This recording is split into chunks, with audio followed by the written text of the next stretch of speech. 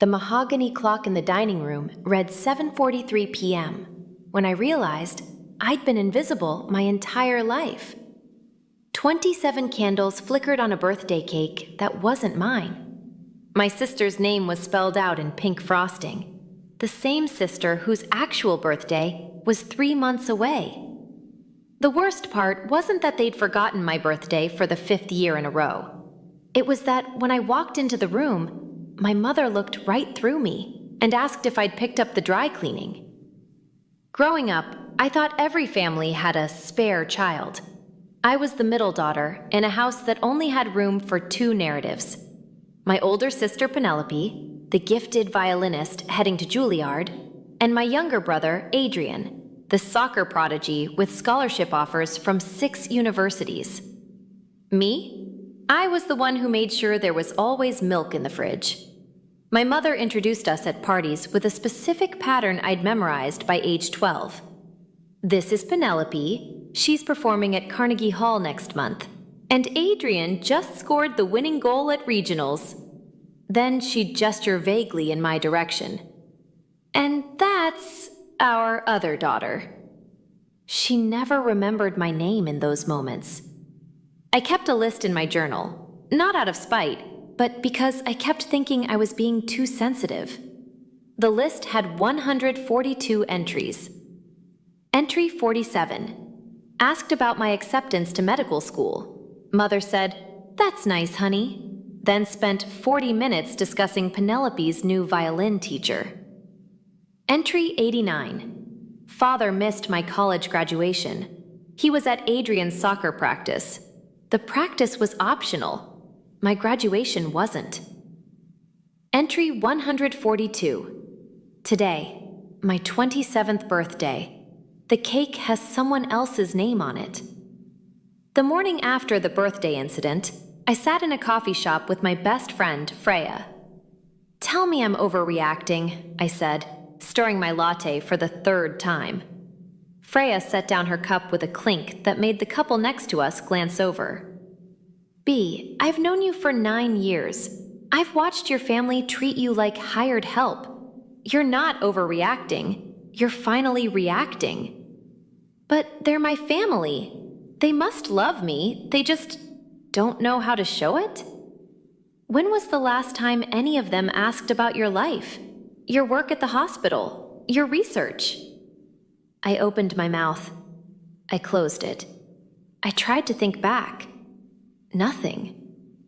6 months, Freya said quietly. "I've been counting. 6 months since anyone in your family asked you a single question about yourself." The coffee shop suddenly felt too warm. My throat tightened. That night, I did something I'd never done before.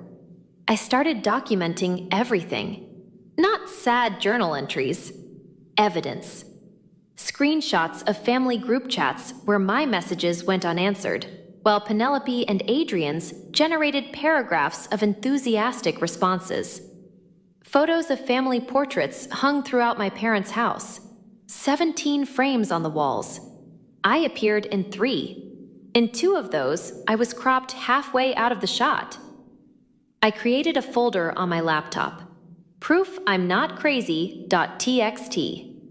3 weeks later, it contained 63 pages. I chose a Sunday dinner.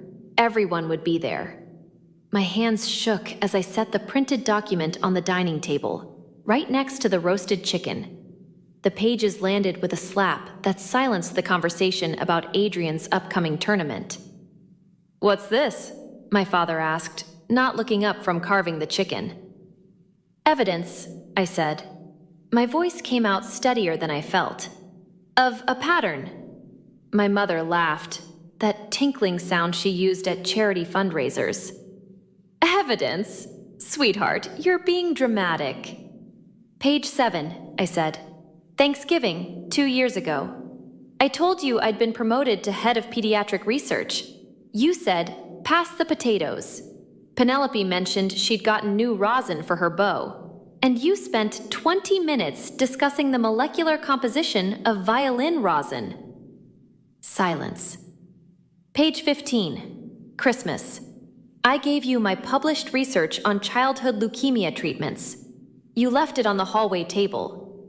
I found it 3 months later, unopened, under a stack of Adrian's participation trophies. You're taking this out of context, my mother started. Page 22, my medical school graduation. Page 31, the time I was hospitalized for pneumonia and no one visited.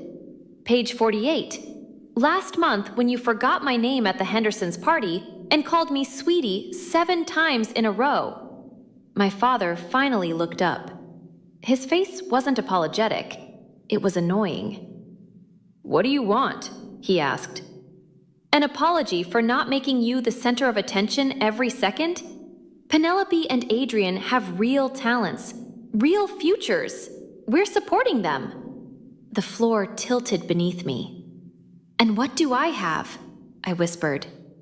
You have a perfectly fine job, my mother said, waving her hand dismissively. You're stable, responsible. You don't need us fussing over you like we do with your siblings. Penelope, who'd been silent this whole time, looked uncomfortable. Maybe we could... Stay out of this, Penelope, my father snapped. Then, to me, if you're so unhappy, maybe you should spend less time around us. Clearly, we're such terrible parents. He said it mockingly, like I was the problem. I left. I walked out of that house and sat in my car for 40 minutes, gripping the steering wheel so hard my knuckles turned white. The worst part, again, there was always a worst part, was the tiny voice in my head that whispered, maybe he's right. Maybe you're too sensitive. Maybe this is normal and you're broken. I drove to Freya's apartment. She opened the door, took one look at my face, and pulled me inside. Tell me everything. I told her about the dinner, the document, the way my father had called my career perfectly fine was mediocre, the way my mother had suggested I needed less attention because I was stable. Freya was quiet for a long moment. Then she said something that changed everything. B, what you just described isn't love. It's not even neglect. It's scapegoating. What? Family scapegoating. It's a psychological term. Some families need someone to be less than so the others can be more than. You're not invisible because you're boring. You're invisible because they need you to be. She pulled out her phone and showed me article after article. The patterns were identical. One child consistently dismissed, their achievements minimized, their presence treated as background noise. The golden children, the scapegoat. I read until 3 a.m. Every article felt like someone had been watching my life through a window. The next morning, I made a decision. I was done trying to earn love from people who'd decided I wasn't worth it. But I wasn't going to disappear quietly either. I started by creating distance. I muted the family group chat, declined the next 3 Sunday dinners with polite, vague excuses, stopped initiating contact. The response was immediate and telling. No one called to check on me. No one asked if I was okay. The group chat continued without me, full of enthusiastic messages about Penelope's upcoming recital and Adrian's training schedule. I waited 3 weeks, 31 messages in the family chat, 0 directed at me, 0 asking where I was. Then my mother called. Darling, we need you to pick up the programs for Penelope's recital next month. The printer is near your hospital. Not, we miss you. Not, are you all right? I can't, I said. I'm busy. Pause. Busy with what? 27 years of biting my tongue, of making myself smaller, of being a good, convenient daughter. My life, I said, and hung up. Freya convinced me to start therapy. Dr. Patel was a woman in her 50s with kind eyes and 0 tolerance for self-deception. Tell me about your family, she said in our first session. I told her everything. The birthday cake, the graduation, the perfectly fine comment. All 142 entries in my journal. She listened without interrupting. When I finished, she asked, "Do you love them?" "They're my family." That's not what I asked. I sat with the question, really sat with it. I love who I wanted them to be, I finally said. I don't think I've ever known who they actually are. And who are you when you're around them? Small, apologetic, grateful for crumbs? And who are you when you're not around them? I thought about my work, the children I treated, their parents' tearful gratitude when I explained treatment options. The research I'd published had been cited in 6 major journals. The lecture I'd given last month to a room of 200 medical students who'd given me a standing ovation. Competent, I whispered. Valued. Seen. Dr. Patel leaned forward. B, you've spent your whole life trying to prove you deserve love. But love isn't something you earn. It's something you're given freely. Or it's not love at all. I stopped going home for the holidays. That first Christmas, I volunteered for the holiday shift at the hospital. I worked a 12-hour day in the pediatric ward, played board games with kids who couldn't go home, and helped decorate a tree in the common room with paper snowflakes. At 9 p.m., Penelope called. "Where are you? Mom's asking about you." "I'm at work." "On Christmas? B, that's sad." I looked around the room, at Karina, age 8, laughing as she beat me at Connect 4, at the nurse who'd brought me hot chocolate without asking, at the thank you card from a family whose daughter I'd helped save last month, propped on the nurse's station. "I'm exactly where I want to be," I said. Penelope sighed. "You're being difficult. Mom thinks you're mad about something." "I'm not mad. I'm just done." "Done with what?" "Begging for scraps." I hung up before she could respond.